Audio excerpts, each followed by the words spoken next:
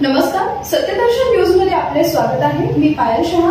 एक नजर टाकूया आजच्या ठळक घडामोडीवर। मंत्रालयातील कार्यालयाच्या तोडफोडीवर देवेंद्र फडणवीस काय म्हणाले पहा। राज्याचे उपमुख्यमंत्री देवेंद्र फडणवीस यांच्या मंत्रालयातील कार्यालयाची अज्ञात महिलेकडून नासधूस करण्यात आली आहे। यावेळी देवेंद्र फडणवीसांच्या नावाची पाटी फेकून देत अज्ञात महिलेनं पोबारा केलाय। या अज्ञात कार्यालयात घुसून एकच गोंधळ घातला आणि तोडफोडीचा प्रयत्न केला।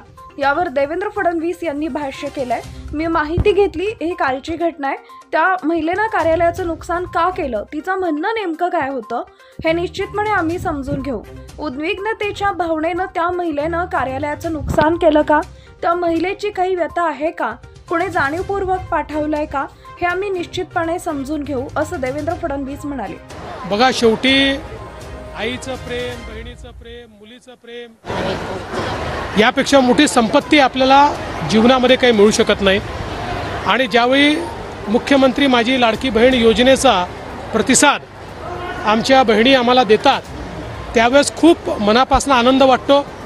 खरं म्हणजे आम्हाला खूप गोष्टी अजून करायच्या आहेत। जेवढ्या जास्तीत जास्त गोष्टी आम्ही करू शकू तेवढा आमचा प्रयत्न असणार आहे।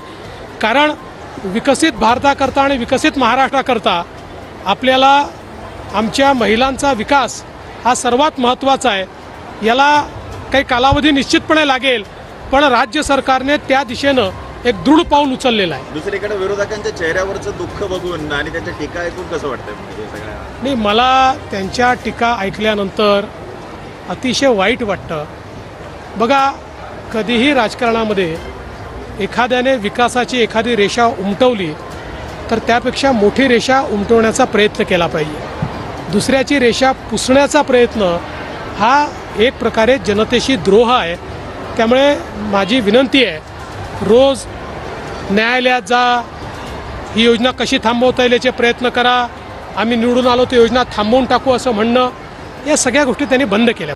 तर या घटनेनंतर लाडक्या बहिणींचा राग अनावर झाल्याची टीका विरोधकांकडून केली जाते।